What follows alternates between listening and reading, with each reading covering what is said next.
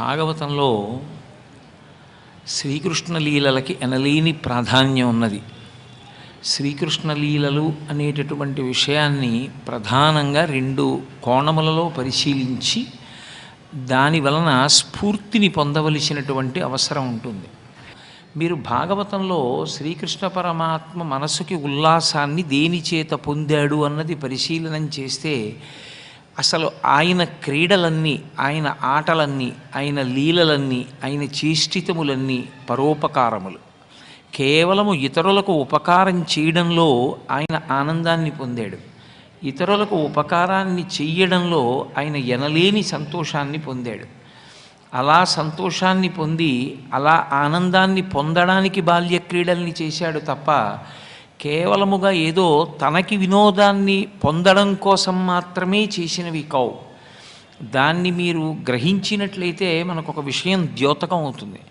ఒక మనిషి ఉల్లాసాన్ని పొందడం, ఒక మనిషి సంతోషాన్ని పొందడం ఏ కారణం చేత జరగాలి అంటే ఇతరులకు తాను ఉపకారం చెయ్యగలిగాను అన్న భావన చేత. ఇవాళ నేను ఏదో ఒక వినోదాన్ని పొందాను, కాసేపు సంతోషంగా గడిపాను అన్నది ఏదో ఒక చలనచిత్రాన్ని చూస్తేను, లేకపోతే ఏదో ఒక దూరదర్శన్లో ఒక కార్యక్రమాన్ని చూసో సంతోషపడడం తప్పని నేను అనను. కానీ అది క్రమంగా పరిణితి పొందినప్పుడు ఏమవ్వాలి అంటే సమాజ సేవ యందు సంతోషాన్ని పొందగలగాలి. కేవలం నేను చేస్తున్నాను వాడు చేయించుకుంటున్నాడన్న భావనతో కాదు, అలా చెయ్యకుండా ఉండలేనితనం రావాలి. అలా చెయ్యడం వల్ల తనకు ఒక గొప్ప సంతోషం మిగలాలి తప్ప అతనికి నేను చేయడం బరువు అయిపోయి చేసేది కాకూడదు కార్యక్రమం. ఇప్పుడు కృష్ణ భగవానుడి యొక్క లీలల్ని పరిశీలనం చేస్తే పరోపకారం చేయడమే ఆయన యొక్క క్రీడ. కాబట్టి అటువంటి కృష్ణ పరమాత్మ యొక్క లీలలు అన్నీ సర్వోత్కృష్టములు. అందున కృష్ణుని యొక్క బాల్య క్రీడలు ఎక్కడ ప్రారంభమయ్యాయి అంటే అసలు కృష్ణ జననముతో ప్రారంభమయ్యాయి. కానీ కృష్ణ జననమైన తరువాత చేసినటువంటి మొట్టమొదటి లీల పూతనా సంహారం చేశాడు ఆయన. పూతన ఒక రాక్షసి, కంసుని పనుపున కామరూపంలో తిరగగలిగినటువంటి శక్తిని పొంది ఉన్నది. ఎప్పుడైతే కంసుడు కృష్ణుణ్ణి కారాగారంలోనే నేను పుట్టినప్పుడు వధించగలనని అనుకున్నాడో, ఆ ప్రణాళిక నెరవేరలేదో, పళ్ళురాని పిల్లలందరినీ కూడా సంహరించమని పూతనని పంపించాడు. పూతన కామరూపి అయిన కారణం చేత ఊళ్ళమించి వెడుతూ కింద ఏ ఇంట్లో ఇంకా పళ్ళురాని పసిపిల్లలున్నారో గ్రహించగలిగేది. గ్రహించి ఆమె లక్ష్మీ స్వరూపం లాంటి స్వరూపాన్ని పొందేది. పొంది తన స్తనముల యందు విషాన్ని నింపుకుని వచ్చేది. అది అసలు మాతృత్వానికే కళంకం. స్తనముల యందు విషాన్ని ఉంచుకుని ప్రతి ఇంటిలోకి వెళ్ళి ఆ పిల్లవాడిని ఎత్తుకుని తన స్తన్యం నోటిలో పెట్టేది. తెలియక పిల్లలు చప్పరించగానే వాళ్ళు మరణించేవారు. ఆమె అలా ఎందరో శిశువుల్ని చంపుతూ వెడుతోంది. తానొక్కడు బతకాలన్న కంసుడి కోరిక చివరికి ఎంతమందిని చంపడానికి దారి తీసింది అంటే దానికి అంతు లేదు. అదే రాక్షసత్వము అన్న మాటకు అర్థం. రాక్షసత్వానికి మనుష్యత్వానికి ఒక్కటే తేడా ఉంటుంది. మీరు కొంచెం జాగ్రత్తగా గమనించగలిగితే అసలు అది అర్థం చేసుకోవడంలోనే రాక్షసత్వానికి మనుష్యత్వానికి తేడా ఉంటుంది. నేను ఈ మాట అన్నాను అని నన్ను మీరు అపార్థం చేసుకోకపోతే ఒక మాట చెప్తాను. ఒక మనుష్యుడుగా బ్రతకగలిగేది ఎప్పుడు అంటే మృత్యువుని అంగీకరించినప్పుడు. మన పక్కింట్లో దొంగలు పడ్డారనుకోండి, మన ఇంటికి 2 తాళాలు వేస్తాం, రేపు మన ఇంట్లో పడతారేమోనని. నా తాతగారు వెళ్ళిపోయారు, మా తండ్రి గారు వెళ్ళిపోయారు, మా తల్లిగారు వెళ్ళిపోయారు, మా నాన్నగారి అన్నదమ్ములందరూ వెళ్ళిపోయారు. ఇక తరువాతి తరం ప్రారంభమైంది. తరువాతి తరంలో కూడా మా అన్నదమ్ముల్లో మా పెద్దనాన్నగారి పెద్దబ్బాయి వెళ్ళిపోయాడు. వెళ్ళిపోవడం ప్రారంభమైంది, నేను వెళ్ళిపోతాను. అది 10 ఏళ్ల తర్వాత కావచ్చు, 15 ఏళ్ల తర్వాత కావచ్చు. వెళ్ళిపోవడం అనేటటువంటిది మాత్రం సత్యం. మృత్యువు చేత శరీరము గ్రసింపబడుతుంది. శరీరమునకు మృత్యు వస్తుందని అంగీకరించాను అనుకోండి, అప్పుడు ఈ శరీరంతో నేను ఏ మంచి పనులు చెయ్యొచ్చు, మళ్ళీ మంచి పనులు చేయడానికి మంచి శరీరాన్ని ఎలా పొందొచ్చు, నాకు ఇచ్చిన ఈశ్వర వైభవాన్ని ఈశ్వరుడికి నేను ఎలా చెప్పుకోవచ్చు అన్న భావన అంకురిస్తుంది. కంసునిది రాక్షసత్వము అన్న మాటకు అర్థం ఏంటంటే తానొక్కడు బ్రతికుండిపోవాలి. బ్రతికుండిపోవడం అంటే ఏమిటి? ఈ శరీరం ఉండిపోవాలి. ఈ శరీరం ఉండిపోవాలి కాబట్టి ఈ శరీరాన్ని చంపుతారని అనుమానం ఉన్న వాళ్ళందరినీ చంపుకుంటూ పోయాడు. ఉండిపోయాడా? వెళ్ళిపోయి తీరవలసిందే. ఇది ఈ లోకం యొక్క లక్షణం. వెళ్ళిపోయాడంతే. చివరికి ఏం పట్టుకెళ్ళాడు? పాపరాశిని మూట కట్టుకుని వెళ్ళిపోయాడు. ఎవడు అంగీకరించి పుణ్యకార్యమునందు నిలబడ్డాడో వాడు భగవద్దర్శనం చేసి ఊర్ధ్వలోకాలకు వెళ్ళిపోయాడు. అంతే తేడా. రాక్షసత్వము మనుష్యత్వము ఈ రెండు మాటలకి తేడా అక్కడే ఉంటుంది. మీరు పౌరాణిక వాంగ్మయాన్ని పరిశీలించండి. రాక్షసుడు అని ఎవరినైనా అన్నారనుకోండి, పెద్ద గుండెలు బాదుకోక్కర్లేదు. రాక్షసుడు అన్న మాటకు అర్థం ఏమిటంటే ఇది ఉండాలని కోరుకుంటాడు. ఎందుకురా ఇది అన్నారనుకోండి, ఇది ఉంటే భోగం అనుభవిస్తానంటాడు. కాబట్టి దుఃఖం ఉండకూడదు, భోగం ఒక్కటే కావాలి, ఇది ఉండాలి దానికోసం. ఇదే రాక్షసత్వం. ఇది ఉండదని తెలుసుకుని ఉన్నప్పుడు పుణ్యకర్మాచరణ చేసినవాడెవరో వాడు మనుష్యత్వాన్ని పొందినవాడు. మనుష్యునికి ఉన్న గొప్పతనం ఏమిటంటే సత్కర్మాచరణము చేత పురుషోత్తముడు కాగలడు.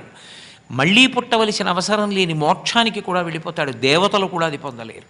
ఎందుకంటే దేవతలకి కర్మాచరణం లేదు, మనుష్యునికి ఒక్కనికే కర్మాచరణం ఉంది.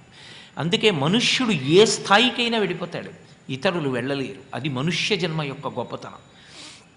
సరే, కంసుడు రాక్షసుడు అన్న మాటకు అర్థం ఏమిటంటే తన శరీరం ఉండాలి, అది తను బ్రతికి ఉండడం. కాబట్టి దానికోసం కృష్ణుడు దొరకలేదు కాబట్టి కారాగారంలో యోగమాయ చెప్పేసింది కాబట్టి వేరొక చోట పెరుగుతున్నాడని ఎక్కడ ఉన్నా చంపాలి.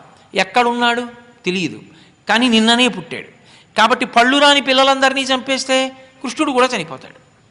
అందుకని ఇప్పుడు ఎంతమంది శిశువుల్ని చంపడం మొదలుపెట్టాడు? అది రాక్షసత్వం అన్న మాటకు అర్థం. తాను ఉండిపోతాననుకుని అందరినీ ఖేద పెడుతూ అన్నీ తనవిగా తెచ్చుకుని బతకాలనేటటువంటి పిచ్చి ఒక తమకం రాక్షసత్వం. ఇప్పుడు ఆయన పనుపున పూతన అన్న రాక్షసి బయలుదేరింది. ఎందుకని? ఆసక్తి ఉన్న వాళ్ళనే పంపించాలి. ఆమెకి 3 లక్షణాలు ఉన్నాయి. ఆమె పల్లెల మించి పట్టణముల మించి వెడుతూ పసిపిల్లల్ని పసిగడుతుంది. 2 కామరూపాన్ని ధరిస్తుంది. పైన వెళ్ళేటప్పుడు రాక్షసీతత్వంతో వెడుతుంది. భూమి మీదకి దిగినప్పుడు అందరి యొక్క దృక్కులు కూడా నిలబడిపోయేటంత సౌందర్యమూర్తిగా మారిపోతుంది. 3 మాతృత్వమునకు ఉండేటటువంటి లక్షణం అమృతం అంతే. అది పందె, కుక్క, పిల్ల వదిలిపెట్టేయండి. నా బిడ్డ అన్న భావన పొందగానే ఆమె నెత్తురు పాలగా మారిపోయి బిడ్డ బ్రతికేటటువంటి అమృతాన్ని స్రవిస్తుంది స్తన్యం. లోకములు బ్రతుకుతున్నాయంటే పరదేవత స్త్రీయందు ఉంది కాబట్టి బ్రతుకుతున్నాయి, లేకపోతే బ్రతకవు లోకాలు. పరమేశ్వరుడంతటి వాడు ఎంత గౌరవించాడంటే ఆడతనాన్ని, అసలు వాళ్ళు లేనప్పుడు సృష్టి లేదు, స్థితి లేదు.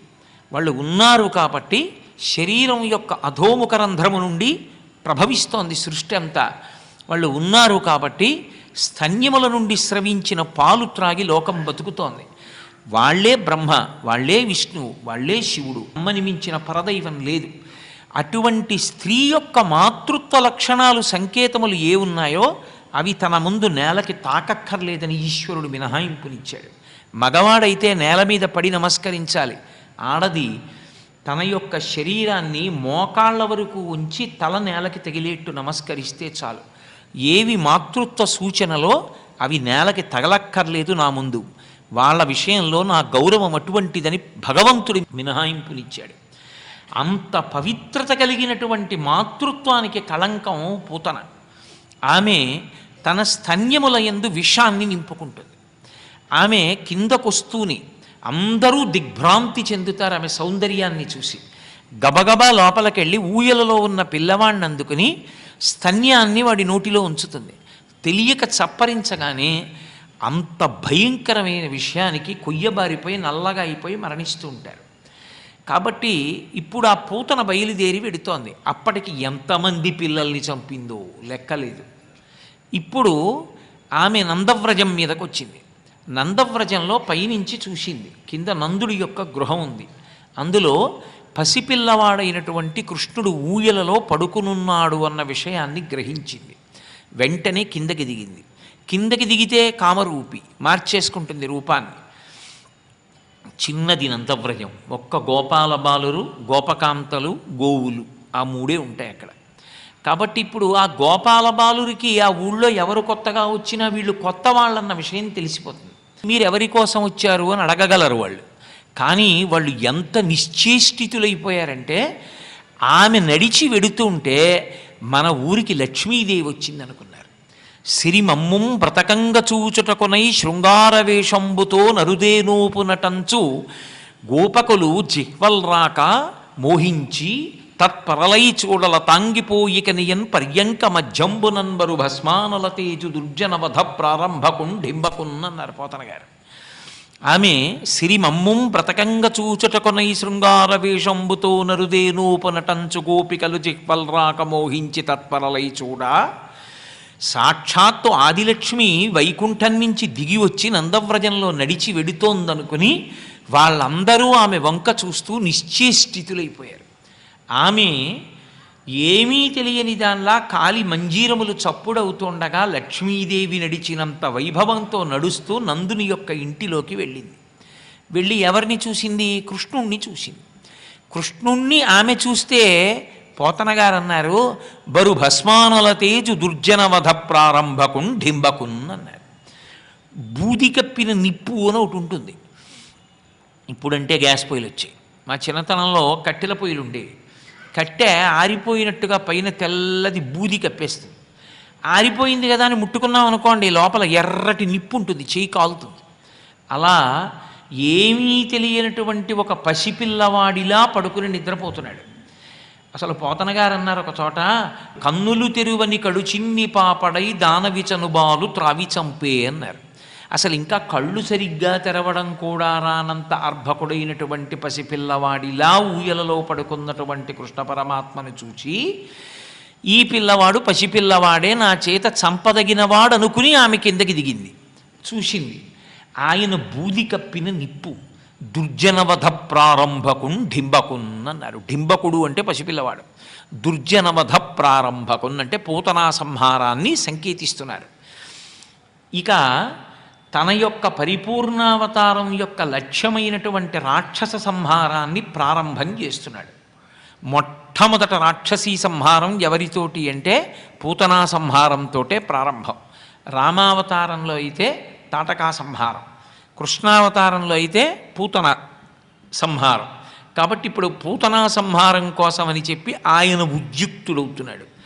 ఆయన ఉద్యుక్తుడవుతున్నాడంటే ఆయన ఏమైనా శంఖచక్రాలు పట్టుకున్నాడా చేతిలో? ఏమీ లేదు.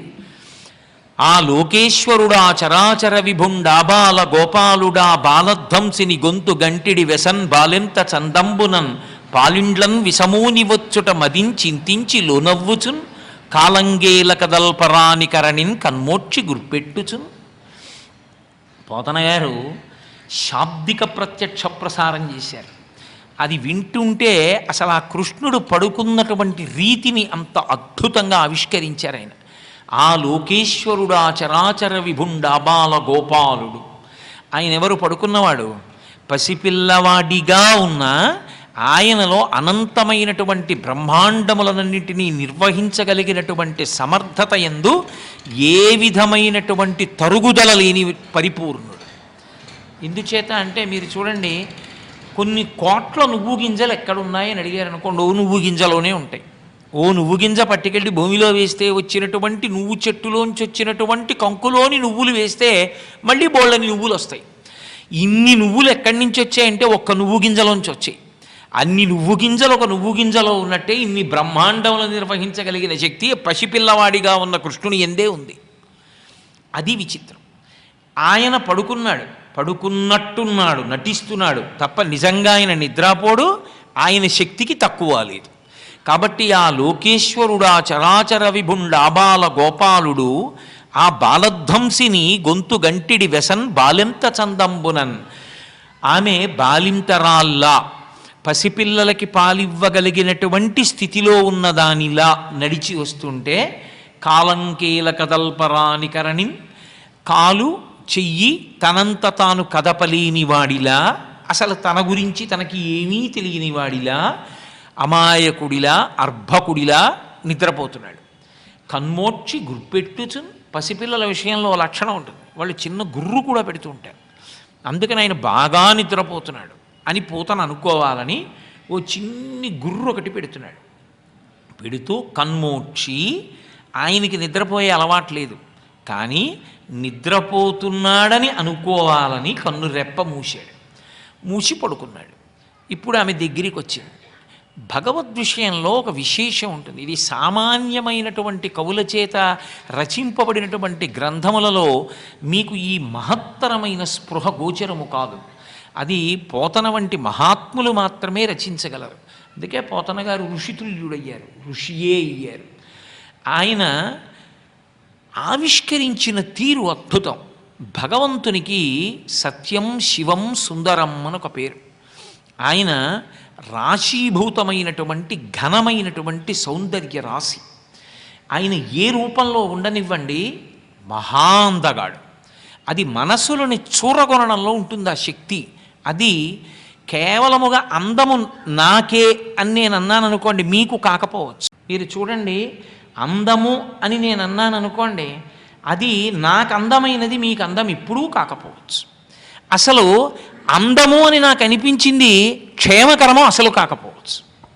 క్షేమకరము కాని అందము ప్రమాదహేతు. మీకు ఒక ఉదాహరణ చెప్పాలంటే, ఏదో ఒక పెద్ద పులి చాలా అందంగా ఉంటుంది. అరణ్యంలో అది తిరుగుతున్నప్పుడు, అది నోరు విప్పినప్పుడు, అది తోక ఊపినప్పుడు, అది ఒళ్ళు విరుచుకున్నప్పుడు చాలా అందంగా ఉంటుంది. చాలా అందంగా ఉందని అరణ్యంలో పెద్ద పులి పడుకుంటే దగ్గరికి వెళ్ళగలమా? దాని అందం ప్రమాదకారి, దగ్గరికి వెళ్ళలేరు. పుట్టలో పడుకున్న పాము పైకొచ్చి పడగ విప్పినప్పుడు చాలా అందంగా ఉంటుంది. ఎప్పుడో అప్పుడు వస్తుంది చూద్దామని పుట్ట దగ్గర కూర్చోగలమా? అందంగా కనపడింది అంతా క్షేమం కాదు. ఏది మనసు లోపల అందంగా ఉంటుందో అది పైకి అందంగా కనపడకపోయినా క్షేమకారి మాత్రమో అది సౌందర్యం. శంకరాచార్యుల వారు అమాయకులు గారు, అందుకే సౌందర్య లహరి అన్నారు. లోకంలో సౌందర్యం అన్న మాటకు అర్థం ఏంటో తెలుసా? అమ్మ ఒక్కతే, అమ్మయే సౌందర్యం. అమ్మ సౌందర్యం అంటే అమ్మ అందమని కాదు దాని అర్థం. అమ్మ తన ప్రాణం పోయినా సరే బిడ్డడి యొక్క క్షేమాన్ని మాత్రమే అపేక్షిస్తుంది. తాను ఏమైపోయినా ఆవిడికి అక్కర్లేదు. అందుకే లోకంలో ఎవ్వరు అనరు. ఒక్క తల్లి మాత్రమే ఒక మాట అంటుంది. తల్లి నా ఆయుర్దాయం కూడా పోసుకుని నువ్వు బతకరా అంటుంది. ఆ మాట తండ్రి కూడా అనడు బిడ్డడి విషయంలో. ఒక్క తల్లి మాత్రమే అనగలదు. తాను ఏమైపోయినా పర్వాలేదు, పిల్లాడు క్షేమంగా ఉంటే చాలు. ఆ క్షేమాన్ని చూడగలిగినటువంటి శక్తి అమ్మ యందు ఉంది. కాబట్టి అమ్మ సౌందర్యం. సౌందర్యమైన వస్తువు ఎప్పుడైనా సరే మీరు గుర్తుపెట్టుకోండి, ఎలా ఉందన్న దానితో సంబంధం ఉండదు, మనసుకి ఆనందాన్ని సంతోషాన్నే కల్పిస్తుంది. అందుకే నాన్నగారు పెద్దవారు అయిపోయారు. నాన్నగారు పంచె చాలా అందంగా కట్టుకోగలిగిన స్థితిలో లేరు. 95 ఏళ్ళు వచ్చేసాయి. అప్పుడంటే పెద్ద పెద్ద అంచు పంచెలు కట్టాడు. ఇప్పుడంత బరువు పంచె కూడా కట్టుకోలేక పూర్వం వేసుకున్న ఉత్తరీయం సన్న అంచున్నది మొల చుట్టూ ఓసారి తిప్పి కట్టుకుని అది కూడా జారిపోతుందని కొడుకుని పిలిచి మొలత్రాడు కట్టించుకున్నాడు. నాన్నగారు పెద్ద అంచు పంచె కుర్చీళ్ళు పెట్టి కట్టుకున్న నాడు నాన్నగారిని చూస్తే సంతోషమే. నాన్నగారు పంచె కూడా కట్టుకోలేక పల్చటి ఉత్తరీయాన్ని మొలకి చుట్టుకుని పైన మొలతాడు కట్టుకుని కుర్చీలో కూర్చున్నప్పుడు నాన్నగారంటే అపేక్ష. ఆయన నాన్నగారు ఎప్పుడూ ప్రేమతో చూసేవాడు. ఆయనలో అందం కట్టుకున్న పంచెని బట్టి ఉండదు, నాన్నగారన్న భావన ఎందుకు. వెంకటేశ్వరుడు అభిషేకానికి లంగోటా కట్టుకున్న అందం, పెద్ద పంచె కట్టుకున్న అందం, కిరీటం పెట్టుకున్న అందం, శుక్రవారం తీసేసిన అభిషేకం చేస్తుంటే అందం, సళ్ళింపు చేసి నామాలు తగ్గించిన అందం, నామాలు పూర్తిగా పెట్టిన అందం. అందమన్నది ఒక మనిషికి నచ్చాలంటే ఎలా ఉన్నా అందంగా ఉండడం అన్నది ఉండదు. ఒకలా ఉంటేనే ఒకడికి అందంగా ఉంటుంది. ఎలా ఉన్నా అన్న మాటలో అది ఎందుకు ఉంటుందో తెలుసా? అది క్షేమాన్ని చూసే శక్తి కాబట్టే ఎలా ఉన్నా అందంగానే ఉంటాడు ఆయన. అది అమ్మతనానికి ఉన్నటువంటి గొప్పతనం, అది సౌందర్యం. భగవంతుని యందు సౌందర్యము అభివ్యక్తమవుతుంది. ఆయన క్షేమంకరుడు, ఎప్పుడూ మన క్షేమాన్ని అపేక్షిస్తుంటాడు ఈశ్వరుడు. అందుకే ఇంత పూతన ఇంతమంది పిల్లల్ని చంపింది కృష్ణుడి దగ్గరికి వచ్చేటప్పటికో మాట, అబ్బా ఎంత అందంగా ఉన్నావురా అంది. అంటే ఆ సౌందర్యం రాక్షసుల్ని కూడా వివశుల్ని చేస్తుంది. అసలు నేను మీతో ఒక మాట చెప్పగలగాలి అంటే, మనసుకు ముప్పిరి కొనేటట్టు చెయ్యగలిగినది, మనసు మీద ముద్ర పడిపోయేది, మనిషికి సంతోషాన్ని కల్పించేది బాహ్యమునందు ఆడంబరానికి తగిలించుకున్న అందం వల్ల రాదు. దేనివల్ల వస్తుంది అంటే లోపల ఉన్నటువంటి సద్గుణముల వలన వస్తుంది.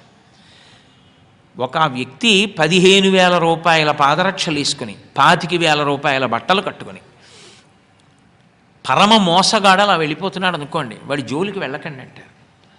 అదే మొలకి ఓ గుడ్డ కట్టుకుని అది కూడా సరిగా ఉండకుండా జారిపోతూ నుదురంతా విభూతి రాసేసుకుని ఇంత పెద్ద బొట్టు పెట్టుకుని ఉరప్పంజరం బయటికి కనపడుతూ సన్నటి కాళ్ళతోటి మోకాళ్ళ నిండా ముడతలతోటి ఓ కళ్ళజోడు పెట్టుకొని చిన్ని జుత్తు ఉన్నట్టుగా గుండు చేయించేసుకొని ఓ సత్యదండాన్ని చేత్తో పట్టుకొని కామకోటి పీఠాధిపత్యం వహించిన చంద్రశేఖరేంద్ర సరస్వతి మహాస్వామి అలా నడుస్తున్నారు అనుకోండి, మనం ఎవ్వరమైనా ఇలా కూర్చుంటామా? లేచి ఆయన పాదాల మీద పడిపోతాను నేల మీద. ఇప్పుడు కట్టుకున్న బట్టల యందుందా సంతోషాన్ని ఇవ్వడం, మనిషిలోని సద్గుణములు ముఖమునందు దీప్తిగా వ్యక్తం అవడంలో ఉందా అసలు ఆనందం? ఆ క్షేమాన్ని అపేక్షించడంలో ఉంది. అపరశంకరుడై లోకము యొక్క క్షేమాన్ని అపేక్షించారు కాబట్టి వారు నడిచి వెళ్ళిపోతుంటే బస్సులు దిగి నేల మీద పడిపోయారు. ఆయన మూర్తి వంక చూసి అలా నిలబడ్డామనుకోండి, ఏదో తెలియని ప్రశాంతత కలుగుతుంది. అలా కలిగింది అంటే వారి సద్గుణములు వారి దీప్తిగా వ్యక్తమయ్యాయి. అది సౌందర్యం. ఆయనని ఉపాసన చేసిన వారే అంత సౌందర్యమైతే ఆయనే అంత సౌందర్యం ఇంకా. అది అక్కడ భగవత్ సౌందర్య వర్ణన. అది ఇలా ఉన్నాడు అలా ఉన్నాడని వర్ణించకుండా పూతన నోటి వెంట చెప్పించారు పోతన గారు. అద్భుతమైనటువంటి రీతిలో ఆవిష్కరింపజేశారు. ఆవిడంది కృష్ణుణ్ణి చూసి, నాచనుబాలొక గుక్కెడు ఓ చిన్ని కుమార త్రాగు మొయ్యన పిదపన్ని చెలువ వెరుగవచ్చును నా చెలువము సఫలమగును నలినదలాక్ష అంది. కళ్ళ గురించి చెప్పింది. మొదట పిలవడం ఏమని పిలిచిందంటే నలినదలాక్ష అని పిలిచింది. అంటే పద్మముల వంటి కన్నులున్నవాడా అని పిలిచింది. అంటే అసలు భగవంతుని యొక్క సౌందర్యం ఆ కన్నులే. ఎందుకంటే శరీరంలో ఏ అవయవం నవరసాల్ని వ్యక్తం చేయదు, కన్నులొక్కటే నవరసాల్ని వ్యక్తం చేస్తాయి. ప్రత్యేకించి దయ, కారుణ్యము అభివ్యక్తమయ్యేది కన్నులలోంచే వ్యక్తమవుతుంది. ఆ కన్నులకున్న సౌందర్యం అటువంటిది. నిద్రపోతున్నా కూడా ఆయన కన్నులలో ఉన్నటువంటి కారుణ్యం అటువంటిది. అందుకే నలినదలాక్ష అని పిలిచి, ఎంత అందంగా ఉన్నావురా అని, నాచనుబాలొక గుర్కెడు ఓ చిన్ని కుమార త్రాగు మొయ్యన పిదపన్ని చెలువ మెరుగవచ్చును. రాక్షసీ బుద్ధి ఉంది కదా లోపల. ఇంత అందమైన వేషం ఎందుకు కట్టానో తెలుసా? ఈ అందం నిలబడకూడదని. ఏది? నా చనుబాలొక్క గుక్కెడు తాగు, ఆ తర్వాత నీ అందం చూడొచ్చు, నా అందానికి సార్థక్యం నువ్వు తెలుసుకోవచ్చు. అంటే నేను ఇంత అందగత్తెని కాను, నేను ఇలా ఎందుకున్నానంటే నువ్వు ఇలా బ్రతికుండకుండా ఉండడానికి, నిన్ను చంపడానికి వచ్చాను. నా ప్రజ్ఞ ఆవిష్కృతమవుతుంది, నీ అందం గతి తప్పిపోయి నల్లపడిపోవడంలో బిగిసిపోవడంలో తెలుస్తుంది. ఏది? తాగు ఒక గుక్కడు అంది. పసిపిల్లవాడు కదా, ఆయనకి అర్థం అవుతుందా? ఆయనకి అర్థం అవ్వాలని కాదు, భగవంతుణ్ణి చూసినప్పుడు రాక్షసీ గుణములున్నవాళ్ళు కూడా ఏదో ఒక స్తోత్రం చెయ్యకుండా ఉండలేరు. అది ఈశ్వరుని యొక్క ప్రజ్ఞ. అందుకే నలినదలాక్ష అని ఆయన సౌందర్యాన్ని స్తుతించింది. తీసి ఒళ్ళో పెట్టుకుంటోంది. గబగబా పరిగెత్తుకొచ్చారు. అక్కడే ఉన్నారు ఆ బలరాముని తల్లి, కృష్ణ పరమాత్మ యొక్క తల్లిగా ఉన్నటువంటి యశోద, ఇద్దరు రోహిణి పరిగెత్తుకొచ్చారు. అయ్యో అయ్యో అయ్యో, అతను మా పిల్లవాడమ్మా, యశోద యొక్క స్తన్యము నుండి స్రవించిన పాలు తాగుతాడు తప్ప ఇలా లోకంలో ఉన్న అందరి స్త్రీల పాలు తాగడు, విడిచిపెట్టు విడిచిపెట్టి అంటున్నారు.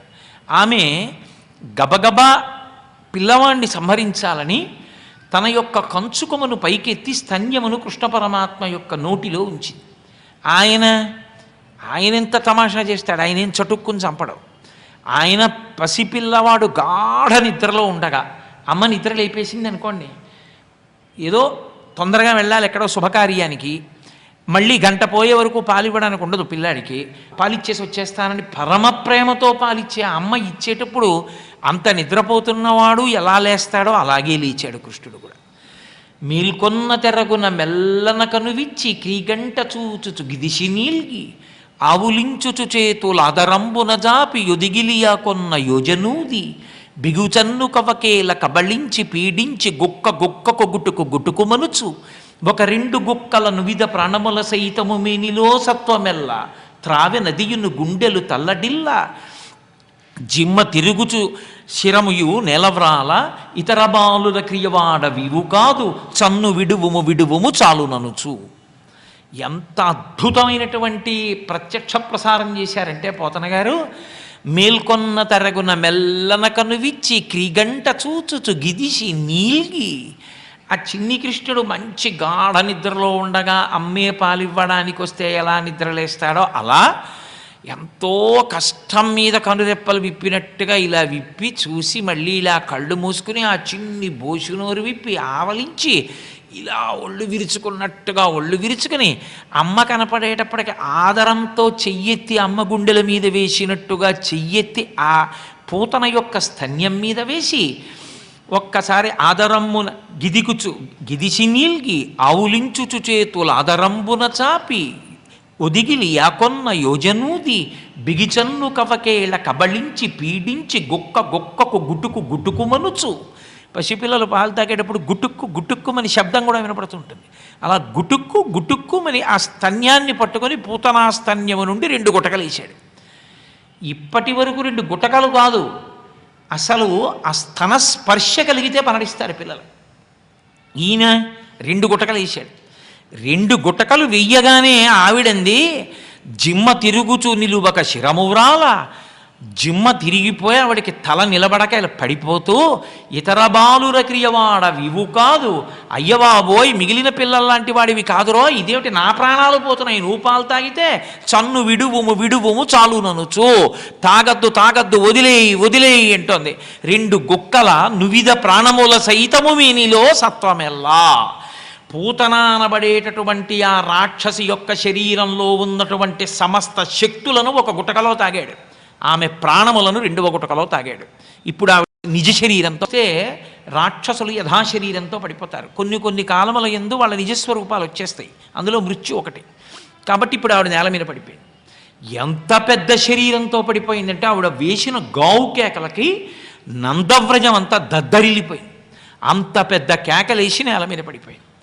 ఆ పడిపోతే పోతన గారు అన్నారు, దారుణ లాంగల దండదంతంబులు నగగహ్వరము బోలు నాసికయ్యును గండశైలాకృతి కల కుచయుగమును విరిసితూలెడు పల్ల వెంట్రుకలను చీకటి నూతుల జనయు నేత్రంబులు పెనుదిబ్బపోలెడు పెద్ద పిరుదు జాగుకట్టల పోలు చరణోరుహస్తంబు అంకిన చెరువుతో నెనయు కడుపు కలిసి షట్క్రోశ దీర్ఘమై కదిసి చూడ భయదమగుదాని కళేబరము చూచి గోపగోపీజనంబులు గుమికూడి దగడుపడుచు అన్నారు. అది ఎంత భయంకర శరీరంతో పడిపోయిందంటే, దారుణలంగల దండదంతంబులు నగగహ్వరము బోలు నాసికయ్యును. నాగలి పెట్టి భూమిని దున్నేటప్పుడు నాగేటి చాలని ఇంత పెద్దది భూమిలోకి దిగుతుంది. ఆ నాగేటి చాలు ఎలా ఉంటుందో ఆమె యొక్క కోరలు అలా పైకొచ్చాయి. పెద్ద పర్వతానికి గుహ ఉంటే ఎలా ఉంటుందో ఆమె యొక్క ముక్కు కన్నాలు అలా ఉన్నాయి గుహల్లాగా. ఆమె పడిపోయినప్పుడు గండశైలాకృతి కల కుచయుగంబు, పెద్ద పెద్ద 2 పర్వతాలు ఎలా ఉంటాయో ఆమె యొక్క స్తనములు అలా ఉన్నాయి. పెద్ద దెబ్బ ఎలా ఉంటుందో ఆమె యొక్క పిరుదు అలా ఉంది. జాగుకట్టల బోలు చరణోరుహస్తంబు, ఆ నదికి కాలవ తవ్వుతారు, ఇక్కడ నిలబడితే అక్కడ వరకు కనపడుతుంది ఆ కాలవ గట్టి ఎలా ఉంటుందో ఆమె యొక్క చేతులు కాళ్ళు అంత దూరం పడ్డాయి. షట్క్రోశములంటే ఇంచుమించు 13 కిలోమీటర్లు అంత దూరం పడింది ఆవిడ శరీరం. పైగా అంకిన చెరువుతో నెనయు కడుపు, ఆమె యొక్క కడుపు నీళ్ళింకిపోయిన చెరువు ఎలా ఉంటుందో అలా ఉంది చచ్చిపోయినప్పుడు, అంత పెద్ద కడుపు. చీకటి నూతుల జనయు నేత్రంబులు, చీకటి నూతులు అని లోపల నీళ్లు ఉన్నాయో లేవో కనపడవు. ఆ బకెట్ అలా వెడుతూ ఉంటుంది, వెళ్ళగా వెళ్ళగా వెళ్ళగా తాడంతా అయిపోతే వెళ్ళిందని గుర్తు. ఆ తర్వాత దాన్ని ఒకసారి ఇలా అంటే నీళ్ళు వచ్చాయేమో, ఆ తర్వాత అందులో నీళ్లు ఉన్నాయో బకెట్లోకి వచ్చాయో ఎవరికీ తెలియదు. మళ్ళీ ఓ పావు గంట సేపు తాడు లాగితే అప్పుడు ఆ బకెట్లో నీళ్లు పైకి వస్తుంటాయి. దాన్ని చీకటి నూతులు అంటారు. నీళ్లు కనపడవు, అంత లోతైనటువంటి బావుల్లోంచి నీళ్లు తెచ్చుకుంటూ ఉంటారు. నీకెలా తెలుసు అంటారేమో, స్వానుభవమున చెప్పు చవటలారా అని. నాకు కూడా అనుభవం ఉంది. నేను పెద్దాపురంలో కాపురం ఉన్న రోజుల్లో పెద్దాపురం నూతులో నీళ్లు ఉన్నాయో లేవో తెలిసేది కాదు. పెద్ద తాడుతో బకెట్ కిందకు వదిలేసి మా ఆవిడ అనేది, అంటే నేను పాపం ఎన్ని బకెట్లు తోడుతుందిలే అని ఆ తాడు అట్టుకుని పోతుండేవాడిని అలా నడిచి. అలా ఎక్కడికో వెళ్ళిన తర్వాత బకెట్ పైకి వచ్చేది, ఆగండి ఆగండి అనేది. అక్కడ ఆగేవాడిని. ఆగితే ఈ బకెట్లో నీళ్లు బిందెలో పోసుకొని మళ్ళీ రెండు అనేది. మళ్ళీ నేను వెనక్కి వస్తుంటే తాడు వెనక్కి వస్తే బకెట్ నూతులోకి ఎడుతుండేది. నీళ్లు మాత్రం కనపడేవి కావు. చీకటి నూతుల చెనయు నేత్రంబులు. ఆమె కళ్ళు గుడ్లు వెనక్కి వెళ్ళిపోవడం చేత చీకటి నూతుల్లో ఉన్నాయి. అంతంత పెద్ద పెద్ద కళ్ళు, అంత భయంకరమైనటువంటి శరీరంతో నేల మీద పడిపోతే అక్కడ ఉన్నటువంటి గోపకాంతలు, యశోద, రోహిణి, ఇతరమైనటువంటి గోపాల బాలురు, గోపకాంతలు ఆ పూతన పడిపోయిందని భయపడలేదు. నిన్నగాక మొన్న పుట్టినటువంటి పిల్లవాడు ఈ శరీరంలో ఎక్కడ కింద పడిపోయాడో, నలిగిపోయాడో, ఇది వాళ్ళ భయం. ఎక్కడ పడిపోయాడో వెతకడానికి శరీరం 13 కిలోమీటర్లు, ఈయన 3 జానలు. ఈయన చంపాడంటే ఎవరైనా నమ్ముతారా? అది ఈశ్వర లీల. కాబట్టి ఇప్పుడు వాళ్ళు ఆ చివరి నుంచి ఈ చివరికి పరిగెడుతున్నారు. ఆ శరీరాన్ని పైకెత్తడం ఏం తేలికైన విషయమా? అసలు చూసేటప్పటికే హడిలిపోతున్నారు. మళ్ళీ లేస్తే గబుక్కుని అదో భయం.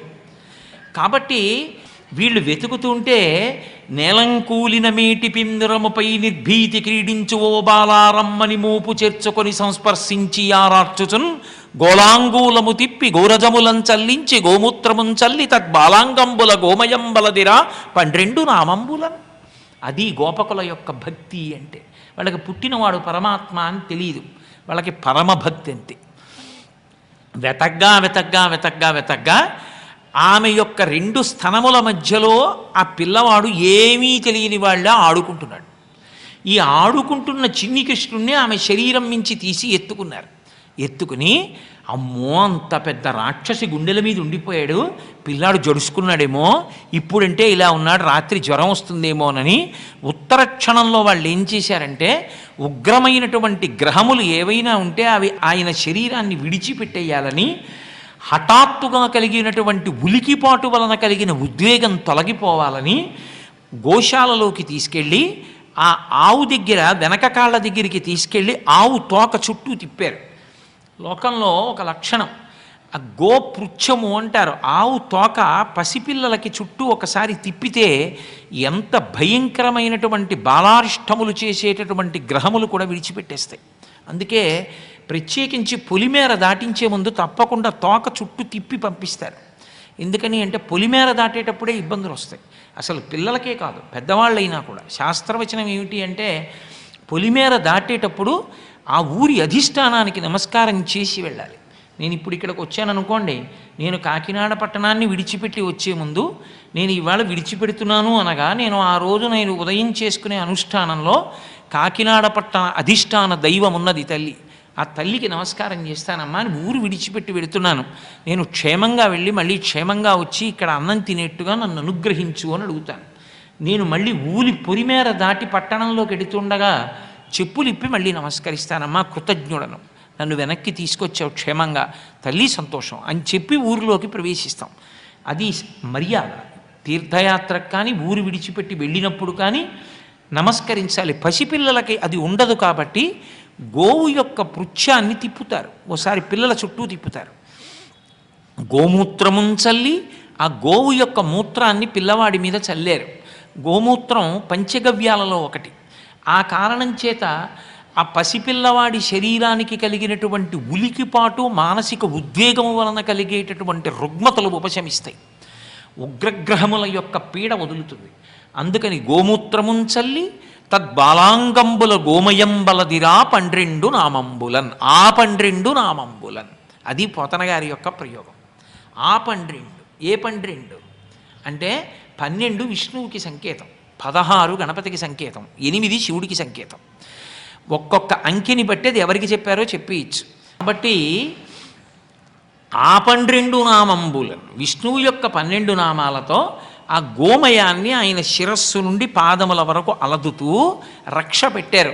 ఏదో నీ శిరస్సును విష్ణువు రక్షించుగాక, కంఠమును హృషికేశుడు రక్షించుగాక, హృదయమును వామనుడు రక్షించుగాక, పాదములను దామోదరుడు రక్షించుగాక అంటూ పైనుంచి కింద వరకు 12 నామాలతో ఆయన శరీరానికి గోమయాన్ని అలదుతూ రక్ష పెట్టారు. గోమయం అంత గొప్ప రక్ష పసిబిడ్డలకి. కేవలం పురాణములు వినడానికే కాదు, ఆచరణయోగ్యములై ఉంటాయి. అవి పసిబిడ్డల్ని రక్షించుకునేటటువంటి ప్రక్రియని మనకి బోధిస్తాయి. ఎవరివి ఆ 12 నామాలు? ఆయనవి, కృష్ణుడివి. ఇప్పుడు ఆ 12 నామాలతో ఎవరికి రక్ష పెడుతున్నారు? ఆయనకి. ఇది తెలిసిన్నది ఎవరు? కృష్ణుడికే. వాళ్ళకి తెలుసా? తెలియదు. తెలియకపోయినా అది కృష్ణుడని పరబ్రహ్మమని తెలియకపోయినా వాళ్ళు ప్రేమిస్తున్నారే. ప్రేమించడం అంటే ప్రతిఫలం కోరకుండా, వాళ్ళు తల్లి తండ్రి గురువు వాళ్ళదే ప్రేమ అంటే. అంతేకాని ప్రతి పనికి మారిన మాట ప్రేమ అనకూడదు. కాబట్టి అలా ప్రేమించి వాళ్ళు భక్తితో ఉన్నారే, అందుకు లొంగిపోయాడు కృష్ణ పరమాత్మ. కాబట్టి ఇప్పుడు వాళ్ళు ఆ 12 నామంబులం గోమయం బలదిని, ఆవు యొక్క పేడ ఆయన శరీరానికి అలదుతూ అన్ని అవయవములకు తాకిస్తూ ఆ 12 నామములను చెప్పి నువ్వు విష్ణువు చేత రక్షింపబడదువుగాక అని చెప్పి ఆ పిల్లవాడిని తీసుకుని అమ్మయ్యా కృష్ణుడు దక్కాడు. కృష్ణుడు వాళ్ళకి దక్కాడా? కృష్ణుడు తనని తాను దక్కించుకున్నాడా? వాళ్ళకి కృష్ణుడు దక్కించుకున్నాడు. దేని చూసి? వాళ్ళ ఆర్తిని చూసి. వసుదేవుడికి తెలుసు కృష్ణుడు పుట్టాడన్న విషయం, ఆయనకే తెలుసు, కారాగారంలో పుట్టాడు. కృష్ణుడు అక్కడ ఉన్నాడు కాబట్టి కంసుడు ఉత్పాతములను సృష్టిస్తాడని కూడా తెలుసు. ఉత్పాతములు వస్తాయి, నువ్వు తొందరగా వెళ్ళిపోమన్నాడు. గబగబా వచ్చేస్తున్నాడు నందుడు తన యొక్క పరివారంతో. మార్గమధ్యంలో ఈ పూతన యొక్క శరీరం కనపడింది. అడ్డంగా పడిపోయింది పెద్ద శరీరం. ఇంత పెద్ద శరీరం పడిపోతే చంపినవాడెవరు? 3 జానల పిల్లాడు.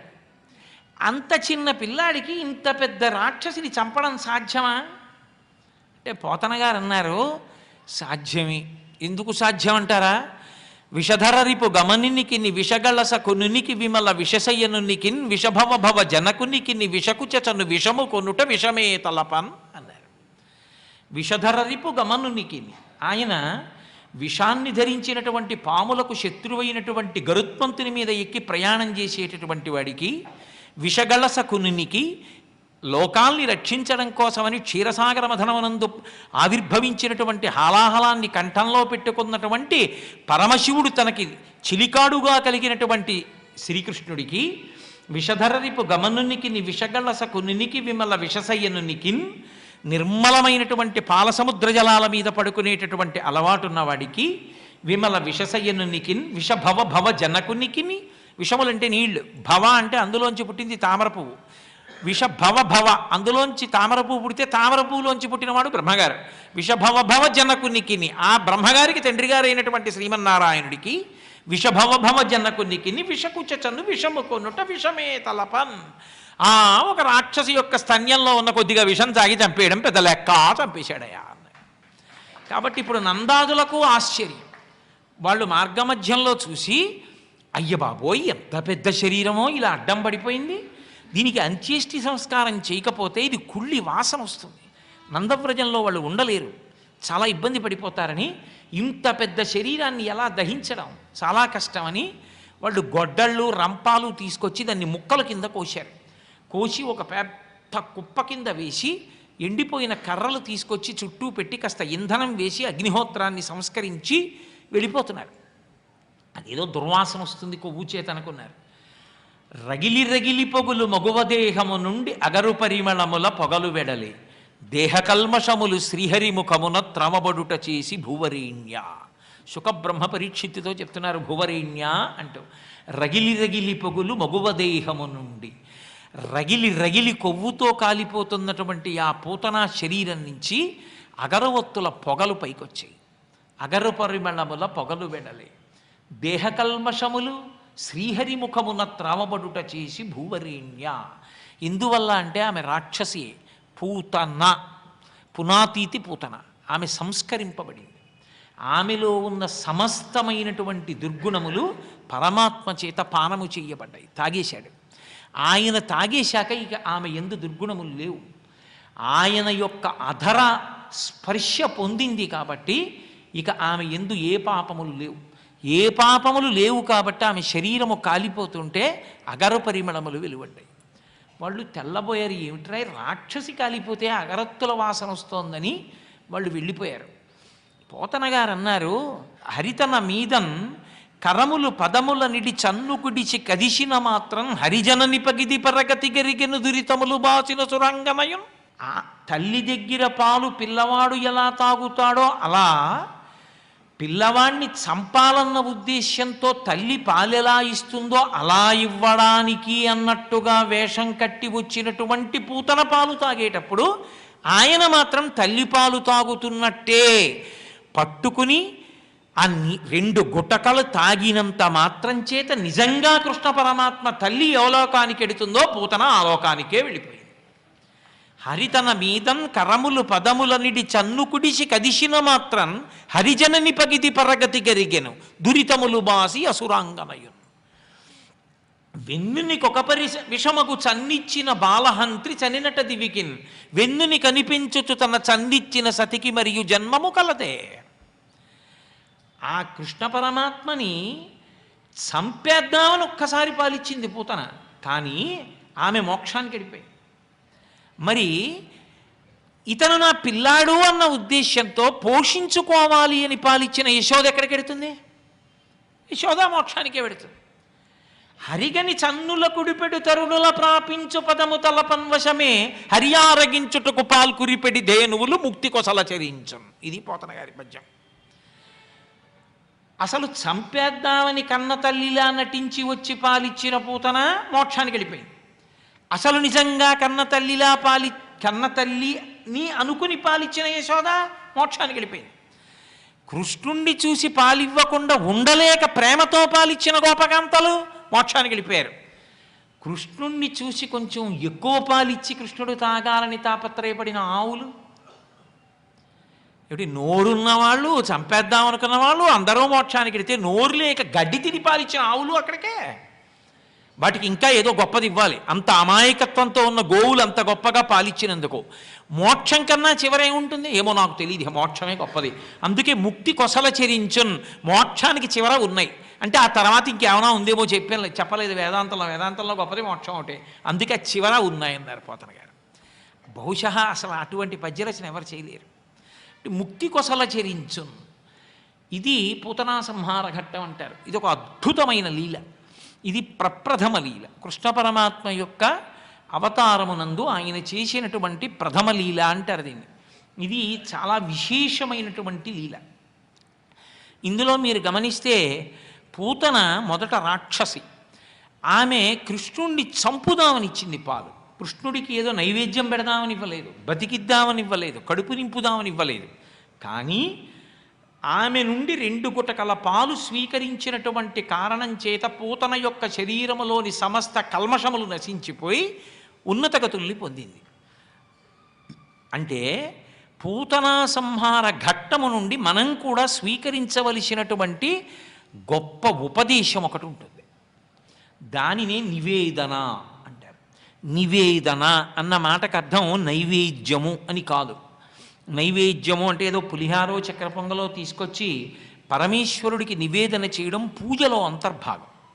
నివేదన అన్న మాట ఒక పదార్థాన్ని ఈశ్వరుడికి ఇవ్వడంలో నివేదన పూర్తవదు. అసలు పూజ ఎక్కడ ఉంటుంది అంటే పూజ ఆఖరి ఊపిరి వరకు ఉంటుంది. పూజ ప్రారంభం ఎక్కడుంటుంది అంటే తరగతి గదిలో మొట్టమొదట ఎల్కేజీలో చేరినట్టు పూజా మందిరంలో ఉంటుంది. అందుకే వివేకానందుడు అంటాడు, పూజా మందిరంలో పూజ చేసుకోవాలనుకోవడం తప్పు కాదు, పూజా మందిరంలో చచ్చిపోవాలనుకోవడం తప్పు. ఈ ప్రపంచం అంతా పూజా మందిరం కావాలి.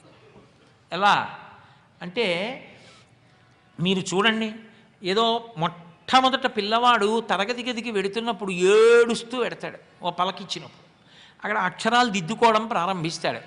ఆ తర్వాత వాడంతట వాడికి చదువు మీద అనురక్తి కలిగితే వాడిని ఎవ్వరూ నువ్వు చదువుకోనక్కర్లా. వాడు ఏ ఊరు వెళ్ళినా వాడు వెళ్ళేది ఎక్కడికి అంటే 4 పుస్తకాలున్న చోటుకి వెళ్ళి చూస్తాడు. మంచి పుస్తకం అంటే తెచ్చుకొని చక్కగా పుస్తకం చదువుకుంటాడు. అప్పుడు వాడిని ఎవరూ పుస్తకం చదువుకోనక్కర్లా, చదువుకోవద్దంటే ఏడుస్తాడు. అలా పూజామందిరం ఎందుకు పనికి రావాలి అంటే శిక్షణా కేంద్రంగా ప్రారంభానికి పనికొస్తుంది. తర్వాత ఈ జగత్తు యందు ఈ శరీరాన్ని భగవంతుడిచ్చిన అపూర్వమైనటువంటి కానుక అన్న విషయాన్ని గుర్తెరుగుతాడు. ఇది ఎందుకు ఉపకరణము అన్నది తెలుసుకున్న నాడు భావన చేత నివేదన జరుగుతుంటుంది.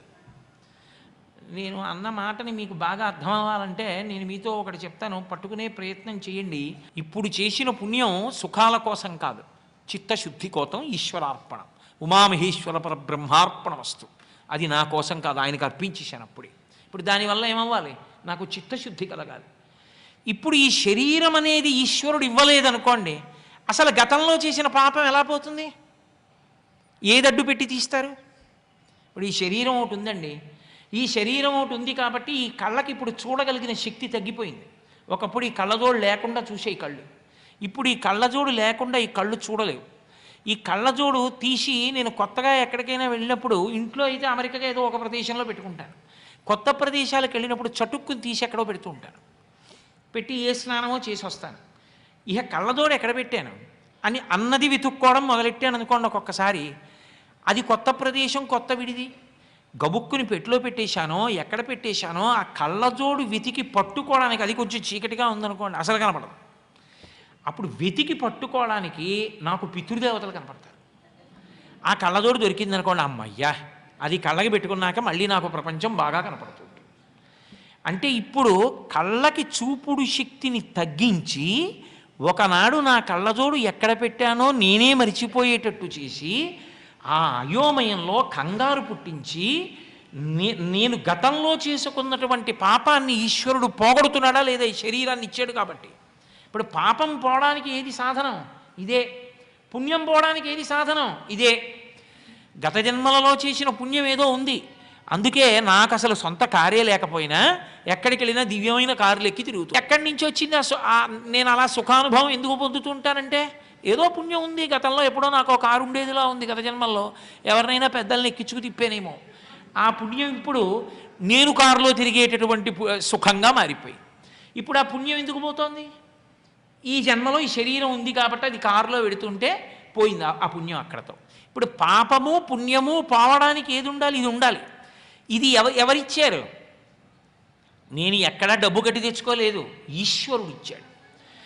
ఈశ్వరుడు ఇచ్చాడనేటటువంటి కృతజ్ఞతా భావన మనసు యందు ఉంచుకోవడమే నివేదన.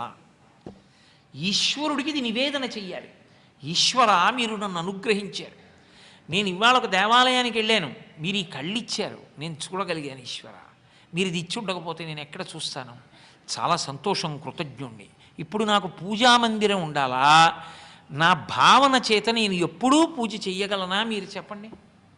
అదే లలితాష్టోత్తరంలో అసలు ఆవిడ దేనికి సంతోషిస్తుంది అంటే భావనామాత్ర సంతుష్టాయై నమో నమః. భావనకి సంతోషపడుతుంది ఆవిడ. ఆ భావన మనోజనితము, మనసుకి సంస్కారం లేని నాడా భావన రాదు, అక్కర్లేని భావాలు వస్తాయి. మనసునందు ఉత్తమ భావనలు కలగాలి అంటే, నివేదన బుద్ధి కలగాలి అంటే అది ఈశ్వరానుగ్రహం చేతనే కలుగుతుంది. శాస్త్రము గురువు ఈ రెండిటి అనుగ్రహం చేత కలుగుతుంది. కలిగితే నిరంతర నివేదనం చేస్తూ ఉంటాడు. నివేదన అన్న మాటకు అర్థం ఏంటో తెలుసా అండి? మంత్రం చెప్పడం మంచిదే, కాదంటలేదు, అది దోషమని నేను అంటలేదు. నివేదనము అన్న మాటకు అర్థం ఎప్పుడూ ఈశ్వరుడితో సమన్వయాన్ని పొందుతూ ఉంటాడు. ఆ సమన్వయాన్ని పొందడం నివేదించడం. ఇప్పుడు ఈ ఉపన్యాసం అయిపోయింది అనుకోండి, నేను నాకు ఇచ్చిన విడిదికి వెళ్ళిపోతాను.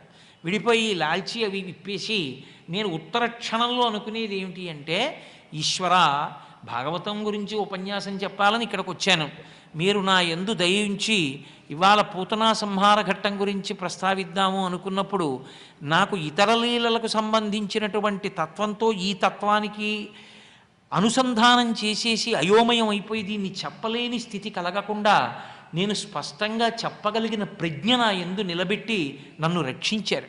ఈశ్వర, నేను కృతజ్ఞుణ్ణి, నా చేత చెప్పించినందుకు, నా శరీరాన్ని ఉపకరణంగా వాడినందుకు నేను మీకు కృతజ్ఞతలు చెప్తున్నానంటాను. ఇప్పుడు నేను నివేదన చేసుకున్నాను. చూడండి, కలెక్టర్ గారికి నివేదించారండి అంటారు, నేను నివేదిస్తాను. ఏదో మధ్యాహ్నం 1 గంటన్నర అయిందనుకోండి, ఆకలిస్తుంది. శరీర ధర్మం ఎక్కడికి పోతుంది? ఆకలిస్తుంది. ఏదో ఒక రకమైన సాత్విక పదార్థమే నేను తింటాను, అన్నీ తినలేను. ఏదో ఒకరింటికి భోజనానికి వెళ్ళాను, నేను ఎటువంటి పదార్థం తింటానో, నేను ఎలా తింటానో అలాగే వారు వడ్డించారనుకోండి, ఇప్పుడు నేను అది తినకముందు తిన్న తర్వాత కూడా ఈశ్వరుడికి నివేదిస్తాను. ఈశ్వర, ఊరు కాని ఊరు వచ్చాను, మీరు నాకు సాత్వికమైన ఆహారం పెట్టించారు, నా ఇంట ఎలా దొరుకుతుందో అలా ఈ శరీరానికి రుగ్మత వస్తే చెప్పలేను కదూ, రుగ్మత రాకుండా కాపాడగలిగిన అన్నం పెట్టించారు, మీరే ఆ రూపంలో ఉండే అన్నపూర్ణ అయ్యి ఆ తల్లితో పెట్టించారు. ఈశ్వర, మీకు కృతజ్ఞుండి. ఇప్పుడు నాకు చెప్పండి, దీనికి పూజామందిరం అవసరమా? అది నిరంతర పూజ, నివేదనము జరుగుతూనే ఉంటుంది. ఈ నివేదన జరగడం ఏమవుతుందంటే చివరికి ఈ శరీరంతో మూడు చేసుకుంటాడు.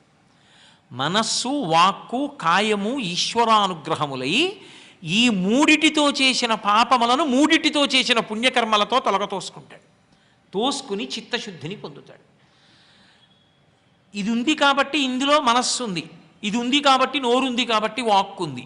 ఇప్పుడు ఇది ఉంది కాబట్టి ఈ శరీరం ఉంది, కాబట్టి ఈ శరీరంతో ఓ పుణ్యకర్మ, ఓ దేవాలయానికి వెళ్ళి దేవాలయాన్ని తుడవడం, దేవాలయాన్ని కడగడం, దేవాలయానికి ముగ్గు పెట్టడం, దేవాలయానికి బూజు దులపడం, స్వామివారి పల్లకి పట్టుకోవడం, స్వామివారి దేవాలయానికి ప్రదక్షిణం చెయ్యడం, స్వామి కట్టి విప్పిన బట్టలు తెచ్చి ఉతికి పట్టుకెళ్ళి ఇవ్వడం. నేను ఒకప్పుడు ఉపన్యాసాలు చెప్పడానికి ఒక ఊరు వెళ్ళా. వెడితే నేను తెల్లబోయి అక్కడ బోల్డ్ అన్ని దేవాలయాలు ఉన్నాయి. ఆ దేవాలయాల్లో చాలా గొప్పగా పూలదండలు వస్తున్నాయి. వచ్చి రోజు దేవతలకు అలంకారం చేస్తుంటే నేను అన్నా, ఎక్కడ కొంటారు మీరు ఈ పూలదండలు అన్నాను. అంటే వాళ్ళు అన్నారు, మేము అలా కొనమండి, మా అందరికీ ఇళ్లలో పూల మొక్కలు ఉన్నాయి, ఒక్కొక్క నెల ఒక్కొక్కళ్ళని దత్తత తీసుకుంటాం, గుడి తీసుకుని మా ఇంట్లో మేమే దండలు కడతాం, తెల్లవారు కట్ట. ఒక్కొక్క నెల ఒక్కొక్క గుళ్ళో ఒక్కొక్క మూర్తిని దత్తత తీసుకుని మేము మా ఇంటి నుంచి పంపుతాం పుష్పహారాలు. మా ఇంటి హారాలు ఆయన మెడలో పడతాయి. అందుకు మా శరీర శ్రమని వెచ్చిస్తాం. తెల్లవారుజామున లేచి పువ్వులు కోసి దండలు కడతాం, కట్టి పంపిస్తామన్నారు. నేను పొంగిపోయాను విని. అది కైంకర్యం. శరీరాన్ని ఎవరిచ్చాడో వాడి సేవలో వినియోగించడం, ఎవరిచ్చాడో వాడి తృప్తి కొరకు సమాజమునందు ఈశ్వరుణ్ణి చూసి ఉపయోగించడం. రంతిదేవోపాఖ్యానమని భాగవతంలోనే 9వ స్కంధం 9వ స్కంధంలో అనుకుంటాను, నాకు జ్ఞాపకం ఉన్నంత వరకు రంతిదేవోపాఖ్యానం అని చాలా చిన్న ఘట్టం, కానీ ఒక పెద్ద మెరుపు. ఆయన సామాన్య ధర్మములు అని వేదంలో కొన్ని ధర్మాలు ఉన్నాయి. అన్ని భూతముల యందు దయ కలిగి ఉండాలి. దయ కలిగి ఉండడం అన్న మాటలో ఒక పెద్ద ప్రమాదం ఉంటుంది. దయతో ఉన్నాను అన్న పేరు చెప్పి ఎక్కడో కొద్దిగా వరదలు వచ్చాయనుకోండి, వీడు పేపర్లో ఫోటో వేయించుకోవడానికి బిందెలిస్తూ ఉంటాడు. చాలా పెద్ద ఆల్బమ్ ఒకటి తయారు చేసుకుని బిందెలిస్తాడు. అందుకు పనికి రాకూడదు, వాడు పనికి మాలిన వాడు, నేను పనికొచ్చిన వాడిని అని దానం చేయకూడదు. నా అదృష్టం, విష్ణువు ఈ రూపంలో వచ్చి పుచ్చుకుని ఇక్కడ నాకున్న ధనాన్ని పరలోకాలలో పుణ్యంగా మారుస్తున్నారు. ఇక్కడ నా దగ్గర ద్రవ్యం ఉందండి, అమెరికా వెళ్ళాను, కప్పు కాఫీ ఇవ్వరు. ఇక్కడ డబ్బు పట్టుకెళ్ళి state bank of India foreign exchange కౌంటర్లో నేను డాలర్లుగా మార్చుకుని అమెరికా వెళ్ళాలి. అలా ఇక్కడ డబ్బు ఉంది, పనికిరాదు. ఇక్కడ ఒంట్లో ఓపిక ఉంది, అక్కడ పనికిరాదు. ఇక్కడ ఒంట్లో ఓపికతో ఈశ్వరుడి పల్లకీతో మొయ్యి, ఇక్కడ నీకున్నటువంటి ఓపికతో ఒక దీనుడికి సేవ చేయి, ఇక్కడ ఉన్న ఓపికతో నువ్వు సమాజాన్ని భగవంతుడిగా చూసి సేవ చేయి. ఈ పుణ్యం నీకు ఉత్తరలోకాల్లో పనికొస్తుంది, స్వర్గలోకానికి వెళ్ళడానికి కారణం అవుతుంది. ఇక్కడ బలం ఇక్కడే దాచిపెట్టుకుంటాను, నేనేమీ చేయనంటే ఎందుకు పనికిరాదు. అది ఇక్కడ డబ్బు అమెరికాలో పనికిరానంటే ఇక్కడ ఉన్నవేవి అక్కడికి పనికిరావు. ఇక్కడ డబ్బు ఉంది, దానం చెయ్యాలి, అప్పుడు అక్కడికి పనికొస్తుంది. మార్చుకోవడం రావాలి పుణ్యంగా. మార్చేవాడెవరు? విష్ణువే నీ దగ్గర దానం పుచ్చుకునేటటువంటి వాడి రూపంలో వస్తున్నాడు. వచ్చాడు కాబట్టి నువ్వు అనుగ్రహింపబడ్డావు, లేకపోతే నీ డబ్బు ఎందుకు పనికొస్తుంది? అందుకే సనాతన ధర్మంలో ఇచ్చిన వాడికి పుచ్చుకున్నవాడు నమస్కారం పెట్టడు, పుచ్చుకున్నవాడికి ఇచ్చినవాడు నమస్కారం పెడతాడు. ఎందుకంటే వాడు పుచ్చుకున్నాడు కాబట్టి నీకు పుణ్యం పడింది. ఇప్పుడు వాడు విష్ణుస్వరూపం. అందుకే వామనమూర్తి ఘట్టంలో భవతే విష్ణుస్వరూపాయతే తత్ప్రామాణ్య విదే త్రిపాదస్య ధరణిం దాస్యామియంచన్ క్రియాక్షిప్రుండై ధనుజేశ్వరుండు వడుగుం చేసాచి పూసించి బ్రహ్మప్రీతం అని ధారబోస భువనం ఆశ్చర్యము పొందగా. ఇప్పుడు నివేదనము అంటే ఈ శరీరాన్ని అక్కడ భగవత్ సేవగా వాడ్డం. రంతిదేవుడు చేశాడు. ఆ దయా అన్న మాటని ఎంత గొప్పగా అన్వయం చేసుకున్నాడంటే జీవితంలో ఆయన దగ్గర ఉన్నవన్నీ దానం చేయడమే. ఆయనకు అన్నిటికన్నా ఇష్టమైంది ఏమిటో తెలుసా? కష్టపడుతున్నటువంటి వాడు ఎవడున్నాడో చూసి వాడిని ఆదుకోవడంలో ఆయనకి తృప్తి. అందుకని ఆయన అందరికీ అన్నీ దానం చేసేశాడు. ఒకప్పుడు క్షామం వచ్చింది రాజ్యంలో. అన్ని దానాలు చేసిన వాడు ఉన్న చోట క్షామం ఏమిటి? దేవతల లీల, పరీక్ష చెయ్యాలని. తట్టుకోగలడా ఈయన? పరిణతి ఏ స్థాయిలో ఉంది చూడాలనుకున్నారు. 48 రోజులు రంతిదేవుడికి నీళ్లు కానీ అన్నం కానీ దొరకల. అలాగే ఉన్నాడు. 48 రోజులు అయ్యాక బ్రహ్మ విష్ణు మహేశ్వరులు ఇతన్ని పరీక్షిద్దామని పాయసాన్నము, నెయ్యి, మంచినీళ్లు పంపారు నగరంలో ఉన్న ఎవరి ద్వారానో. ఎవరో, అయ్యా మా ఇంట్లో ఏదో దొరికిందండి మీకు ఇస్తున్నాను, మహారాజు కదా నిష్కారణంగా చచ్చిపోతారని పట్టుకొచ్చి ఇచ్చారు. అతను కూర్చుని ఇక తిందామని కూర్చుని సంతోషంతో ఔపోసన పడుతున్నాడు. మళ్ళీ ఆ దేవతలే బ్రాహ్మణ రూపంలో వచ్చారు. అయ్యా కడుపు కాలిపోతోంది, ఏమైనా పెడుదు అన్నారు. అతని దగ్గర ఉన్న పదార్థంలో సగభాగాన్ని బ్రాహ్మణులకు ఇచ్చేశాడు. వాళ్ళు తిని వెళ్ళిపోయారు. మిగిలిన సగం తినబోతున్నాడు. కొంతమంది శూద్రులు వచ్చి అన్నం అడిగారు, వాళ్ళకి ఇచ్చేశాడు కొంత. ఇంకా కొంచెం మిగిలింది. 4 కుక్కలు పట్టుకుని చండాల రూపంలో వచ్చాడు ఒకడు. ఇంకా తినడానికి ఏం లేదు, మంచినీళ్ళు ఒకటే ఉన్నాయి, అవి తాగబోతున్నాడు. ఆయన వచ్చాడు, అయ్యా ప్రాణాలు నిలవట్లేదు, నేను చండాలుణ్ణి, నా ప్రాణాలు నిలబెట్టండి, కాసిన మంచినీళ్ళు ఇవ్వండి అన్నాడు. రంతిదేవుడు అన్నాడు, అన్నము లేదు, కొన్ని మధురాంబువులున్నవి, త్రావుమన్నా రావన్నా, శరీరధారులకు ఆపద కలిగిన వారి ఆపదల్ బాన్పి సుఖంబులు చేయుట కంటే ఒండు మేలున్నదే, నాకు దిక్కు పురుషోత్తముడొక్కడే సొమ్ము పుల్కసా అన్నాడు. ఓయ్ పుల్కసా, అసలు లోకంలో అన్నిటికన్నా చాలా సంతోషమైన విషయం ఏమిటో తెలుసా? మన వల్ల ఒక్కడి కన్నీళ్లు త్రవబడితే చాలు రా అన్నయ్యా అని పిలిచాడు. అన్నము లేదు, అయ్యో నీకు పెట్టడానికి నా దగ్గర అన్నం లేదయా, నేను తినలేదయా అనలేదు, అన్నం లేదయా, కొన్ని మధురాంబువులు ఉన్నవి, కాసి నీళ్లున్నాయి, తీయటి నీళ్లు, త్రావుమన్నా రావన్నా, అన్నదా తాగు, అవి తాగేసేయి. మరి నీకు అంటావేమో, ఎల్ల శరీరధారులకు ఆపద కలిగిన వారి ఆపదల్ మాన్పి సుఖంబులు చేయుట కంటే ఒండు మేలున్నదే. అవతల వాడు కష్టంలో ఉంటే ఆ కష్టం వల్ల వాడికి వస్తున్న కన్నీళ్లు తుడవడం కన్నా ఇంకా జీవితానికి అదృష్టం ఏమిటయా? ఆ అదృష్టం ముందు నేను తాగపోయినా పర్వాలేదు, నువ్వు తాగు అని ఇచ్చేశాడు నీళ్లు. మరి నీకు దిక్కెవరు? పురుషోత్తముడు ఒక్కడే సొమ్ము పుల్కసా, ఆ విష్ణువు నన్ను రక్షిస్తాడులే, తాగు. మరి నువ్వు విష్ణువే, నా దృష్టిలో విష్ణువే తాగుతున్నాడు, తాగు. వాడికి నీళ్లు లేవని తన దగ్గర ఉన్నవి ఇస్తున్నానని ఇవ్వలేదు, విష్ణువుకి ఇస్తున్నానని ఇచ్చేశాడు. ఇంకింతకన్నా ఏం కావాలి? శరీరంతో ఉన్నందుకు అంతకన్నా అదృష్టమే ఉంది. విష్ణువుకి ఇచ్చి శరీరం పడిపోతే పర్వాలేదన్నాడు. బ్రహ్మ విష్ణు మహేశ్వరులు ప్రత్యక్షమయ్యారు. ఏమీ అడగలేదు, ఒక్క వరం అడగలేదు. ఒక్క వరం అడగకపోతే వాళ్ళు ఏం చేశారంటే మహాయోగిని చేశారు. ఆయన్ని మహాయోగిని చేస్తే ఏమైందంటే ఎవరు ఆయన దగ్గరికి వెళ్ళి కూర్చున్నా అజ్ఞాన దాహకత్వం వచ్చింది. అజ్ఞానం పోయి వాళ్ళందరూ కూడా యోగులైపోయారు. చిట్ట చివర ఈశ్వరుణ్ణి చేరిపోయాడు. కాబట్టి శరీరంతో ఉన్నందుకు అవతల వారి యొక్క బాధని నీ బాధగా భావించి తీర్చడం తప్ప, వాడు బాధలో ఉన్నాడు నేను బాధ లేని వాడిని అందుకు ఇచ్చానని అహంకారంతో కాదు. దీనికి ఆకలేస్తే ఇది ఎంత బాధపడిపోతుందో, పాపం అంత బాధలో ఉన్నాడు కదూ, పోన్లే ఓ అట్టు పెడదాం, ఏం పోయింది మనం 3 తింటే ఒక్క అట్టు పెడదాం అని పెట్టినవాడున్నాడే, వాడు ఈ శరీరాన్ని ఈశ్వరుడు ఇచ్చాడు కాబట్టి మళ్ళీ ఈ శరీరంతో ఈశ్వర సేవ చేస్తున్నాడు. ఈ మనసు ఈశ్వరుడు ఇచ్చాడు, ఈ మనసుతో ఈశ్వరుడి సేవ చేస్తున్నాడు. మనస్సుతో ఈశ్వరుడి సేవ అంటే అవతలవాడి మనసు దేనికి సంతోషిస్తుందో, దేనికి గాయపడుతుందో తెలుసుకుని నన్నంటే బాధపడతాను సుమా, కాబట్టి నేను అన్నం. ఇది నా పట్ల చేస్తే బాధపడతాను సుమా, అయితే వాళ్ళకి చేయను. అది అధ్యవసాయముతో కూడిన మనస్సు. ఇక ఇంతకన్నా ఈశ్వర సేవ, ఇంతకన్నా పుణ్యకర్మ ఏమిటి నాకు చెప్పండి? ఇది చేసే ముందు నివేదన ఈశ్వరుడితో ముడి పెంచుకోవడం. అలా వాక్కు, ఈశ్వరుడు వాక్కు ఇచ్చాడు, నువ్వు డబ్బు ఇవ్వలేకపోవచ్చు, అవతలవాడు కష్టంలో ఉన్నాడు, 2 మంచి మాటలు చెప్పి బాధపడకుండా ఓదార్చు, చాలు. అలా ఎవడు చెయ్యగలిగాడో, పుట్టుకతో ఉండేవి ఏవి అంటే అహంకారము, మమకారము. ఈ రెండిటికి కొత్తగా ఎవరూ నేర్పక్కర్లేదు, వచ్చేస్తాయి. అహంకారము అంటే నేను, మమకారము అంటే నాది. అవే మధుకైటభులు అంటారు వేదాంతంలో. మధువు అంటే తేనె చుక్క. ఒక్క తేనె చుక్క తెచ్చి నేను ఇలా వేశాను అనుకోండి, దాని చుట్టూ చీమలు చేరి చుట్టూ గుండ్రంగా పట్టుకుని ఆకుతూ ఉంటాయి. ఒక్క తేనె చుక్క ఉంటే చుట్టూ అన్ని చీమలు ఉన్నాయి. ఒక్క నేనుందనుకోండి, నాదులు ఎన్నో ఉంటాయి. నా ఉత్తరీయం, నా లాల్చి, నా పంచె, నా రుద్రాక్షమాల, నా గడియారం, నా ఉంగరాలు, ఎన్ని నాదులో ఒక నేను కన్ని నాదులు. అదే మధు కైటభ. మధు కైటభ దేనికి చచ్చిపోతారు? నేను నాది చచ్చిపోవడం కాదు, వాడు వాడిది. నేనేమిటండి, ఆయన పరమేశ్వరుడు ఇచ్చింది ఈ శరీరం, ఆయన చెప్పినట్టు ఇది ఉపయోగించాలి. నాదేమిటండి, వాడిది. నా ఇల్లు కాదు, వాడిచ్చిన ప్రసాదం ఇది.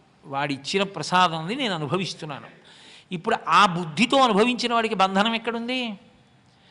నేను నాది రెండు గుటకలు వాడు వాడిది అయింది కృష్ణుడు తాగినప్పుడు. పోయిందంతే పూతన, ఊర్ధ్వలోకాలకు వెళ్ళిపోయింది. నేను నాది వాడు వాడిది అవడం మన ప్రయత్నానికి అవదు. నివేదన బుద్ధి అంకురించాలి లోపల. ఈ నివేదన బుద్ధి అంకురించడానికి కూడా ఈశ్వర భక్తికి ఈశ్వరుడే కారణం. ఆయన అనుగ్రహించాలి. ఆయన అనుగ్రహిస్తే ఆ భక్తి, ఆ మర్యాద ఏర్పడినప్పుడు జీవితం పండుతుంది.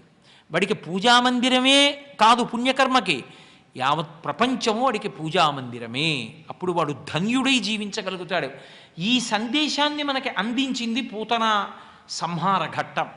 అంత పవిత్రమైంది. రెండు గుటకలు కృష్ణ పరమాత్మ తీసుకుంటే ఆమె కావాలని ఇచ్చిందా? ఇవ్వలేదు. చంపుదామని ఇస్తేనే ఆవిడ అంత స్థితిని పొందితే, నివేదన నువ్వు భక్తితో చేస్తే ఏ స్థితికి వెడుతుంది? అందుకని నైవేద్యము, నివేదన అన్న మాటకి సనాతన ధర్మంలో అంత గొప్ప శక్తి వచ్చింది.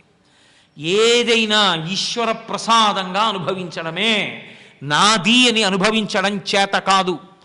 ఈ దేశంలో అన్నిటికన్నా గొప్పదేది అంటే ప్రసాదమే. ప్రసాదమును తిరస్కరించరు. ప్రసాదము అన్న మాటకంత లోపలికి పట్టుకెడితే పులిహార, ఈశ్వరుడికి చూపించి పట్టుకొస్తే ప్రసాదం. ప్రసాదము అంటే ఈశ్వరుడికి చెప్పి అనుభవించుట. ఈ బ్రతుకే ఈశ్వర ప్రసాదము. అందుకే మీరు చూడండి, చాలామంది పేరు చివర ప్రసాదు అని ఉంటుంది. పెద్దవాళ్ళు పేరు చివర ప్రసాద్ అని పెడుతుంటారు. స్వయంగా మా గురువుగారి పేరే అమరేశ్వర ప్రసాద్. ప్రసాదము అంటే భగవంతుని యొక్క ప్రసాదం. వీడు తల్లిదండ్రులు ఈశ్వరుడి ప్రసాదం మాకు కొడుకు రూపంలో. మా గురువుగారికి ఆయన శరీరం ఈశ్వర ప్రసాదం. ఆయన బ్రతుకే ఈశ్వర ప్రసాదంగా మార్చుకున్నారు. అందుకే ఈశ్వర ప్రసాదం. అలా ప్రసాద్ అని వస్తూ ఉంటుంది. ప్రసాదము అన్న మాటకు అర్థం నివేదన చేత పవిత్రమవుట. ఏది నివేదించావో దానివల్ల ప్రసాదం అవుతుంటుంది నీకు. అది నువ్వు నివేదించకుండా బతికింది అహంకారం అవుతుంది. ఆ నివేదన సంస్కారం అవుతుంది. మీరు ఒక్కటి ఆలోచించండి. నేను ఇంతకన్నా తీవ్రంగా దీని గురించి చెప్పక్కర్లేదు. నివేదన బుద్ధితో బ్రతకడం అలవాటైపోయింది అనుకోండి, మీరు నివేదన చేయకుండా ఒకటి అనుభవించవలసి వచ్చింది అనుకోండి, ఏది అనుభవించాలి? ఈశ్వరుడు వద్దన్నది అది కదూ. నేను చక్కెర పొంగల్ తిందాం అనుకున్నాను అనుకోండి, ఈశ్వరుడికి నైవేద్యం పెట్టి తినచ్చు. నేను పాలు తాగుదాం అనుకున్నాను అనుకోండి, ఈశ్వరుడికి నైవేద్యం పెట్టి పాలు తాగొచ్చు. నేను ఏదో ఓ దానిమ్మ పండు తిందాం అనుకున్నాను అనుకోండి, మనసులో ఈశ్వరార్పణం వస్తుంటే, ఈశ్వర ఈ సమయానికి నాకు ఇది అనుగ్రహించవు, తినచ్చు. నేను చెయ్యకూడదు ఏదో చెయ్యాలనుకున్నాను అనుకోండి, ఈశ్వరానుగ్రహం ఇది చేస్తున్నాను అనగలనా? అనలేను కదూ. అనలేనిది అనకుండా అది చేశాను అనుకోండి, రేపు పూజ చేయడానికి వెళ్ళాను అనుకోండి, ఈశ్వరుడు విగ్రహం అన్న వాడికి గొడవ లేదు. ఈశ్వరుడే అన్నాను అనుకోండి, ఆయన నన్ను ఏం అడుగుతాడు? ఏమైనా నిన్న నాకు చెప్పకుండా, నాకు నివేదన చేయకుండా ఒకటి అనుభవించావు, ఎందుకు అనుభవించావు అని అడిగాడు అనుకోండి, నేనేం చెప్పాలి అప్పుడు? అది మీకు చెప్పేది కాదండి, అది అనుభవించకూడదు కదా, మీరు వద్దన్నారు కదా, అందుకని నేను మీకు చెప్పకుండా అనుభవించేశానని. మరి నేను చెప్పనిది నేను అనుభవించవద్దు అని చెప్పినదని తెలిసినప్పుడు నువ్వెందుకు అనుభవించావు? అంటే నా మాట మీద గౌరవం లేదు, నీ పూజ నాకెందుకు అని కాళ్ళు వెనక్కి తీసేసాడు అనుకోండి. ఇప్పుడు నాకు ఆయన పాదాలా కావలసిందే, ఆయన వద్దన్నది అనుభవించడమా నాకు కావాలి? ఏది కావాలి? ప్రవర్తన నియంత్రింపబడిపోయిందా లేదా? ఇప్పుడు మీరు చేయగలరా మళ్ళీ రెండో రోజు? నివేదన నోటి మాట కాదు, నివేదన అన్వయమైనప్పుడు మీ జీవితానికి వేరు నియంత్రణ ఉండదు. ఈశ్వరుడు సారథ్యం వహించి ఇక వాడి వల్ల తప్పు జరగదు. అదుపు తప్పి పొరపాటున జరిగిందనుకోండి, ఏదో కోపం వచ్చేసింది గబుక్కుని, ఎవరినో ఏదో అన్నాడు, ఇప్పుడు వెళ్ళి క్షమార్పణ చెప్తాడు. ఈశ్వర, కోపంలో ఉద్రేకపడిపోయాను, నోటి వెంట అనరాని మాట అన్నాను, నన్ను మన్నించండి, ఇంకెప్పుడు నీ కోప్పడకుండా నన్ను కాపాడండి అని అడిగాడు. ఈశ్వరుడు క్షమిస్తాడు. అది వద్దన్న పని అని తెలిసి నువ్వు చేసి ఎలా చెప్తావు క్షమార్పణ? నీకు తెలుసు కదా ఎందుకు చేసావు. మరి రోజు చెయ్యా క్షమార్పణ చెప్పా, ఇదే పని ఆయన ఊరుకుంటాడా? ఎందుకు ఊరుకుంటాడు? అలా ఏం ఊరుకోడు ఆయన. అన్నప్పుడు నీకు ఈశ్వరుడు కావాలా, ఈశ్వరుడు చెప్పనిది అనుభవించడం కావాలా అంటే చెప్పనిది నేను చేయను, వదిలేస్తావా వదిలేవా అంటే ఇప్పుడు జీవితం ఏమైపోయింది? ప్రసాదం అయిపోయింది అంతే. ఆయనకి చెప్పి అన్నీ తింటుంటే ఏమైంది? ఆ శరీరమే ప్రసాదం. అప్పుడు కొడుకు ఏం చేస్తాడంటే దాన్ని ఈశ్వర దీన్ని మీ యొక్క ఆరాధనలో ఉపయోగించాడు. బతికున్నంత కాలం ఇది ఏం చేసిందంటే అన్నీ అగ్నిహోత్రంలో వేసింది. అగ్ని ఆరాధన అన్న మాటకు అర్థం అది. లోపల అగ్ని ఉంది. అహం వైశ్వానరో భూత్వా ప్రాణినాం దేహమాశ్రిత ప్రాణాపాన సమాయుక్తం పచాన్యన్నం చతుర్విధం. ఏది తిన్నా నేతి అన్నాన్ని 5 మాటలు స్వాహాకారంతో ముందు లోపలికి పుచ్చుకుంటారు, నవలకుండా మింగుతారు. అంటే ముందు యజ్ఞపురుషుడికి అర్పించారు, యజ్ఞం చేశారు. ఏది చేస్తున్నా ఆయనకి అర్పించడానికి మా నాన్నగారు ఈ శరీరాన్ని వాడారు. ఇప్పుడు ఇది పడిపోయింది. ఇప్పుడు ఇది ప్రసాదం, హవిస్సు. దీన్ని ఏం చేస్తాను? అగ్నిలోనే వేసేస్తాను అని కొడుకు ఏం చేస్తాడు? దాన్ని కూడా చిట్ట చివర ఈశ్వర శేషంగా అగ్నిహోత్రంలో వేస్తాడు. అలా వెయ్యడానికి యోగ్యత ఉండాలి కదూ ఆ శరీరానికి. అది బతికున్నప్పుడు పొందడం, పూతన కావడం. అలా అన్వయం నివేదన నేర్చుకుని అహంకార మమకారములను నేను నాది వాడు వాడిదిగా మార్చడం అలవాటు చేసుకో. త్రికరణములను పునీతము చేసుకో. అది సాధన, అది ఉపాసన. ఆయనకి దగ్గరగా కూర్చుండుట. ఇది పూతనా సంహారమునందున్న వేదాంత రహస్యం. ఇప్పుడు అర్థమైతే జీవితం మారుతుంది. అర్థం కాకపోతే కృష్ణుడు మారుస్తాడు. ఎందుకని? ఆర్ద్రతతో మనస్సుంది, దాని మీద కృష్ణముద్ర పడింది. ఇప్పుడు ఆయన చూస్తాడు. అర్థమయ్యేట్టు ఆయనే చేస్తాడు.